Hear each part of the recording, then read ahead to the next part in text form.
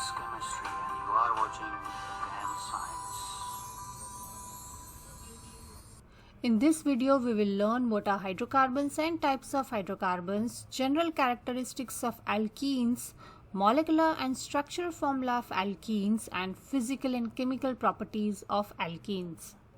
Let's revise from our earlier videos that what are hydrocarbons. Hydrocarbons are the compounds which contains only carbon and hydrogen. Examples are alkanes and alkenes, and we had also seen that there is one more hydrocarbon called alkynes, but we don't cover that in IGCSE level, so we are not mentioning it here. What are functional groups? Functional group is a part of a molecule that determines the chemical property of a compound. One of the example here is that in alkane, the functional group is C single bond C, but in alkenes, the functional group you can call as C double bond C, because this is the part of the molecule which is responsible for the chemical property of this compound. Similarly, alkynes have C triple bond C in its molecules, and so this is the functional group. Will have other bonds also, but they are not called functional groups because they are not responsible for the chemical properties. Similarly, alcohols have OH group into its molecule, that is oxygen and hydrogen present bonded covalently with each other, and here we have a carbon chain. So such group is called a functional group, again because this is the part of the molecule which reacts during the chemical reaction. And we have many more such examples like carboxylic acids, esters, etc. But here in this video we'll be learning about alkenes. Now let's understand the general characteristics of alkenes. Alkenes, as we have already seen, that they are the hydrocarbons. They form a homologous series with the general formula CnH2n. We'll further understand in detail how come the general formula is CnH2n. But for now, let's go ahead. They all contain C double bond C in it. At least one C double bond C is present in all the alkenes, and this is the functional group of alkenes.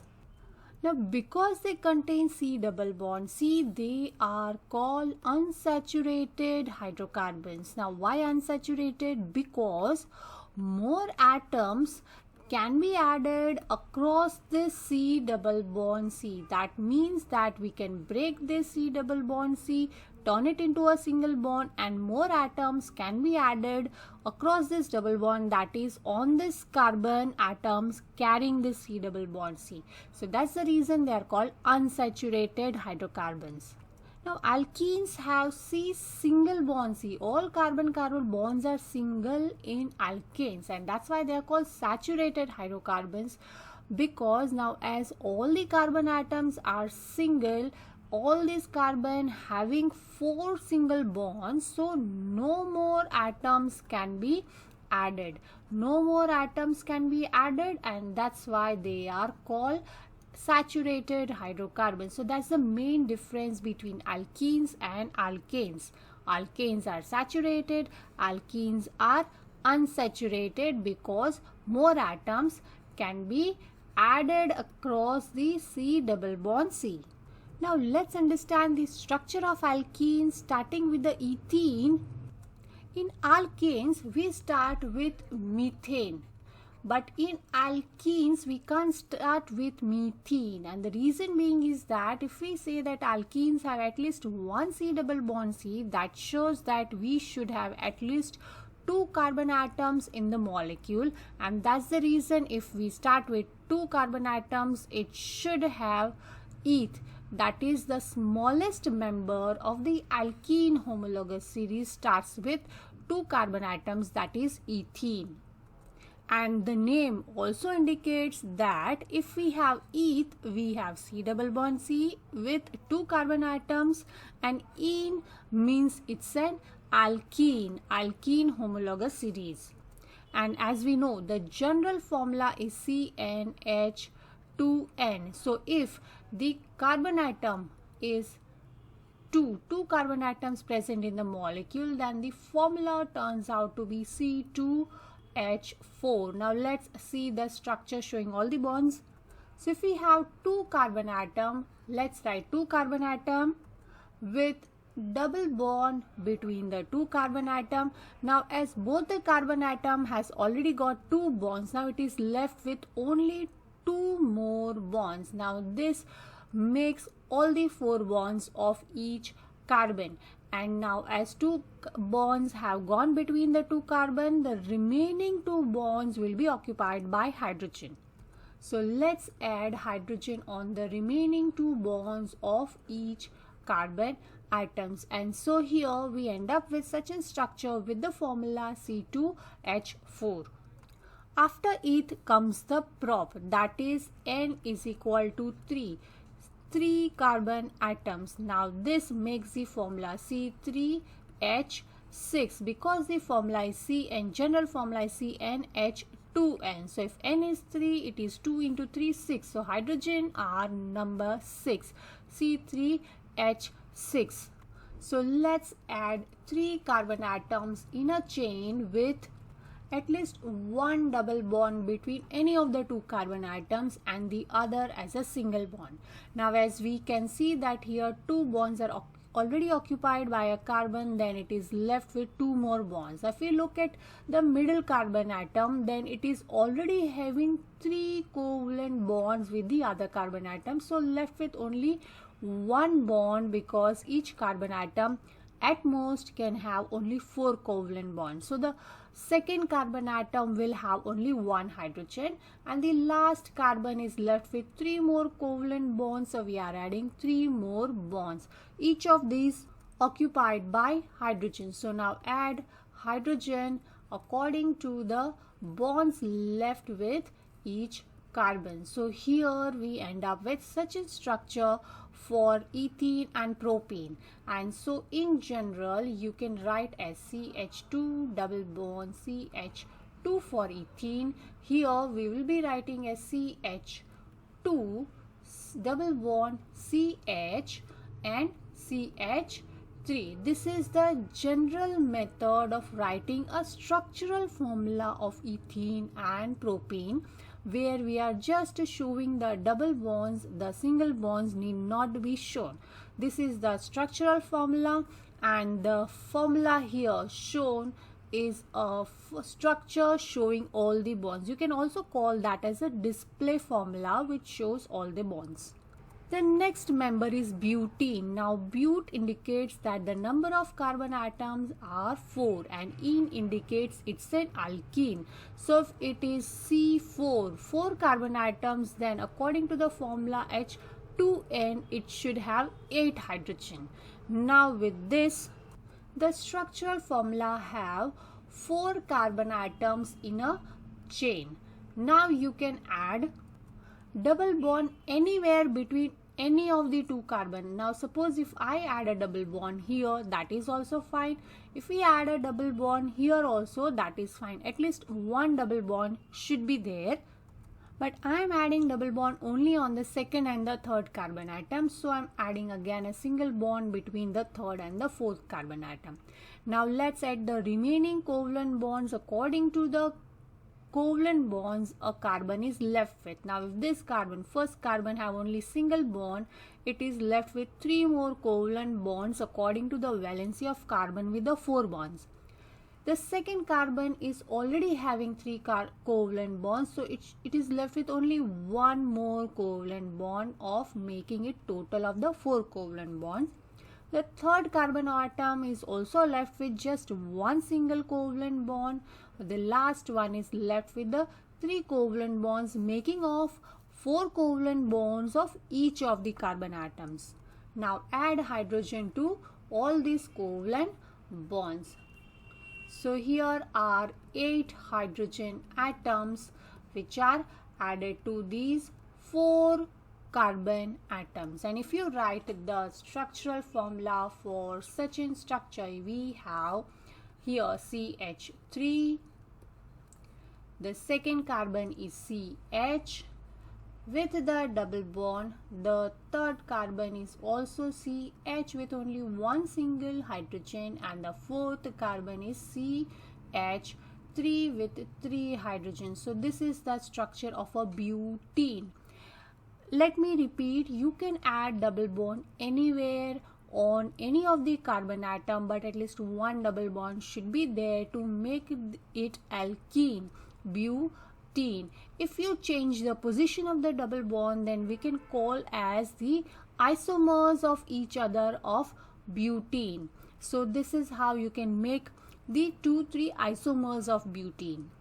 Let's go ahead with pentene, where pent means N is equal to 5, that is 5 carbon atoms with the formula C5H2N is 5 into 2, which makes it 10. So C5H10 is according to the general formula CnH2n. Again, let's add 5 carbon atoms according to the formula in chain and add double bond anywhere. Now if this time I add a double bond on the first carbon and the second carbon, then let us add a single bond on the other carbon atoms. But as I repeat, you can add double bond anywhere between any of the 2 carbon atoms. Now if this first carbon have 2 double bonds, then we are left with 2 more covalent bond on the first carbon. The second carbon is left with only 1 covalent bond to make it a total of 4 covalent bonds. The third carbon atom is left with 2 more covalent bonds to make it 4. The fourth one also with 2, and the fifth one is left with the 5 covalent bonds.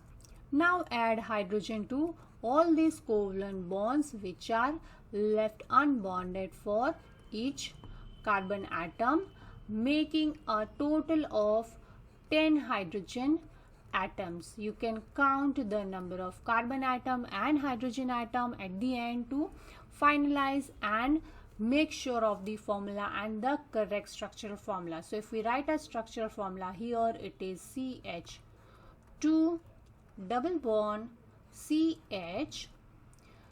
The third carbon atom is having 2 hydrogen atoms, so we write CH2, again CH2 with the fourth carbon and fifth carbon with 3 hydrogen atoms, so CH3. This is the structure of the pentene, but the isomers can have double bond at the various positions. So this is the structure of first 4 members of alkene homologous series.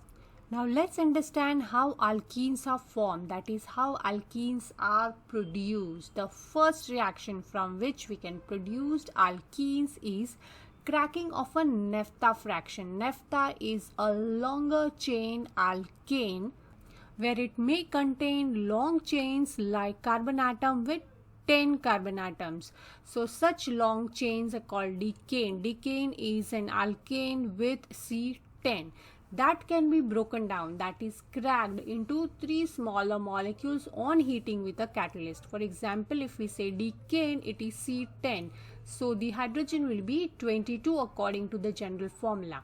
Now on cracking can be done with a very high heat and high pressure in presence of a catalyst.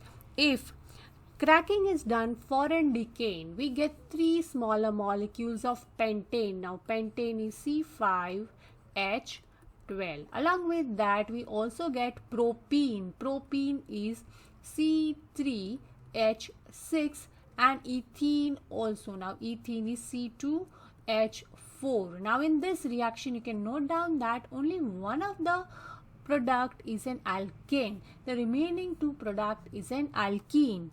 So cracking of longer chain alkenes is one of the method of producing alkenes, and then on further fractional distillation we can separate these alkenes from the other alkane product.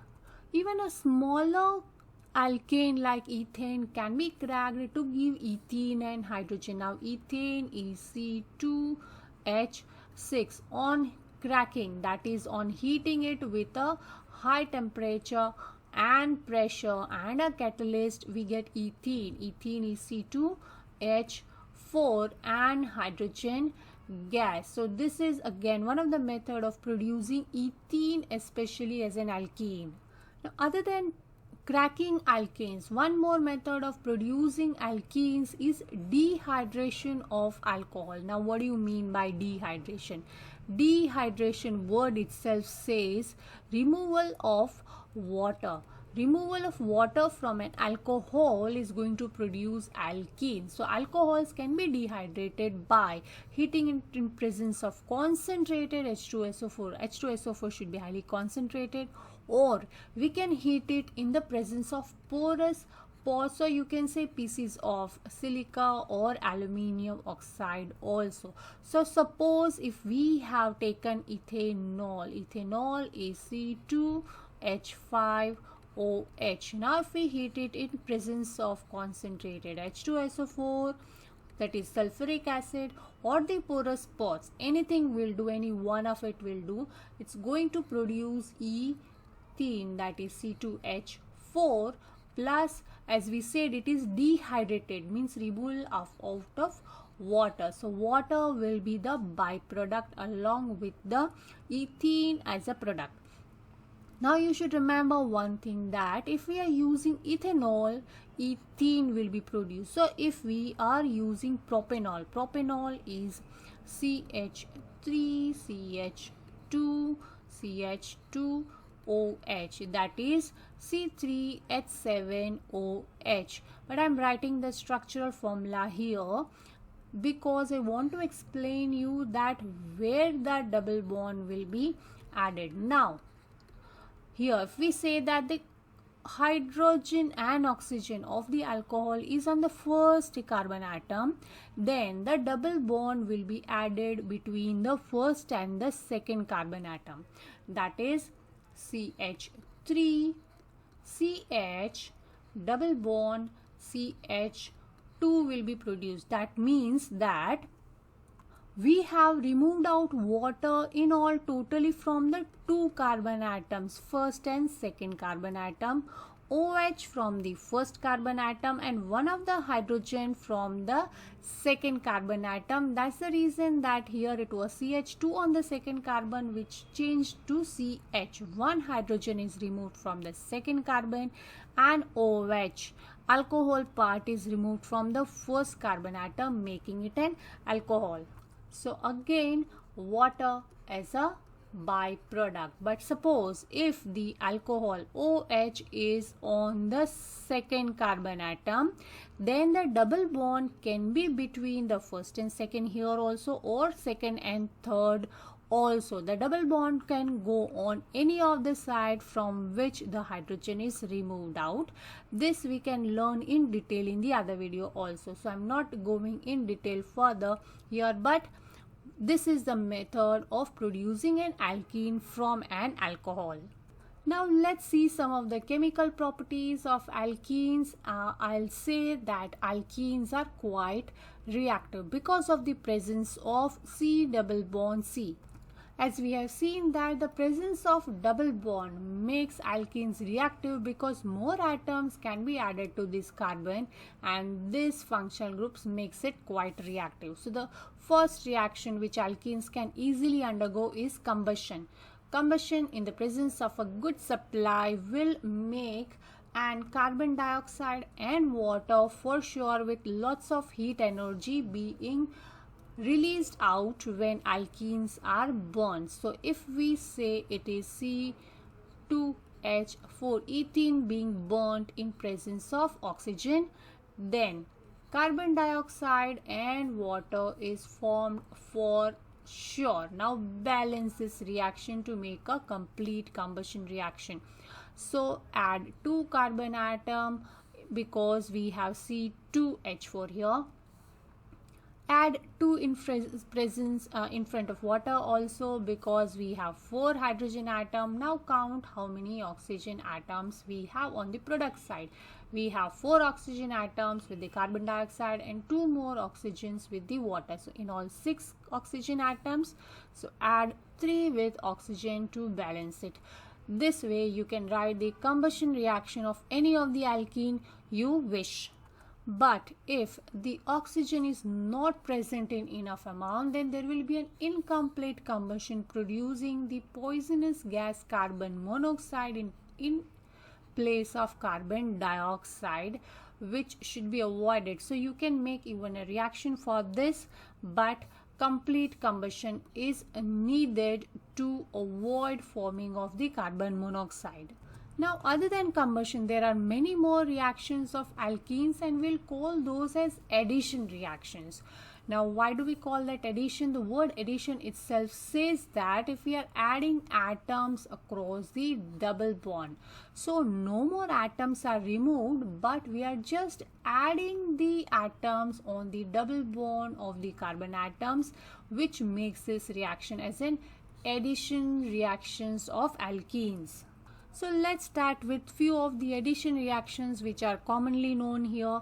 In most of the textbooks or resources, you'll be able to see the addition reaction of ethene. But to make you understand the depth of this chemical reaction, I'm taking an example of propene. So let's start with the first reaction. The most common reaction of alkene is reaction with bromine. Bromine molecules in the, you can take aqueous bromine also. Here doesn't require any reaction conditions. Bromine can react with any of the alkene at a room temperature. Now we should remember that only the carbon atoms carrying the double bond will undergo reaction. No other part of any of the alkene will undergo any chemical reaction in normal conditions. So here, if bromine is reacting with alkene on these two carbon atoms carrying the double bond, these two carbon atoms will be bonded with bromine. So bromine is added across these two carbon atoms. So adding bromine in these two carbon atoms, we can write a structure with only single bond. Now you can see that I have removed the double bond into a single bond and the third carbon as such. Now the third carbon will be as such with the 3 hydrogen itself. We can say that the second carbon is also having 1 hydrogen, that will also remain unchanged, and the first carbon with the 2 hydrogen will also remain unchanged. So what has the change? The double bond has changed into single bond and bromine atoms are added on these two carbon atoms with a single bond only. We will call this as 1,2 dibromo propane. Now it has changed to propane and not propene because now it is all single bond, so it's an alkane now. And as bromine atoms are added on the first and second carbon atom, so we number it as first and second. 1,2 dibromo, because there are 2 bromine atoms, so dibromo propane, this is the name of the product. Now if you write bromine on the top, or if you want to write bromine here, or if you want to write bromine here, doesn't make any difference. First and second carbon atom, first carbon atom should have 2 hydrogen atom with 1 bromine, second carbon atom should have 1 hydrogen and 1 bromine. That's it. This is what you have to take care while drawing the structure with the 2 bromine atoms. Now this is the test of unsaturated hydrocarbon also. Now you can say that this is the test of alkenes also. This reaction is the test. So the test is add aqueous bromine, and if the bromine reacts, the color will change from brown to colorless. So this reaction is a test of unsaturated alkenes, where if the color change is shown from brown to colorless, then you can detect the presence of alkene in the given compound. So this reaction is used as a test of alkenes. Let's go ahead with the second reaction, where we are going to add hydrogen. So we can call this reaction as hydrogenation because we are adding hydrogen molecules here. The nickel catalyst is required and a temperature of 60 degrees Celsius is required. If nickel catalyst and 60 degrees heating is done, then again the hydrogen will be added on the 2 carbon atom carrying the double bond. So first let me write all the 3 carbon atom. Now double bond will change to single carbon because hydrogen is added, and the normal hydrogen which are already present on the propene are also added as such. Now if the hydrogen molecule is added, that shows that the 2 hydrogen atoms here will be added on the 2 carbon atoms carrying the double bond. So this is how we change propene to propane. Now here the hydrogen atoms are added, so we don't have any other atoms other than hydrogen, so it's a simple propane molecule formed by hydrogenation of an alkene propene. Let's go ahead with the third reaction, where we'll be reacting alkene with the steam. So I'm writing water in the gaseous form. This is the main reagent, water in the gaseous form, that is steam. So here we are actually hydrating the alkene because we are adding water, but this reaction needs concentrated phosphoric acid as a catalyst. Also a very high temperature of 300 degrees Celsius and a high atmospheric pressure of say 70 atmospheric pressure. Such reaction conditions are needed. The main reagent is water in the steam form. Now if we are adding water, then water is again added across the double bond, the carbon atom carrying the double bond. So let's first draw propene as such. Double bond is changed into single bonds.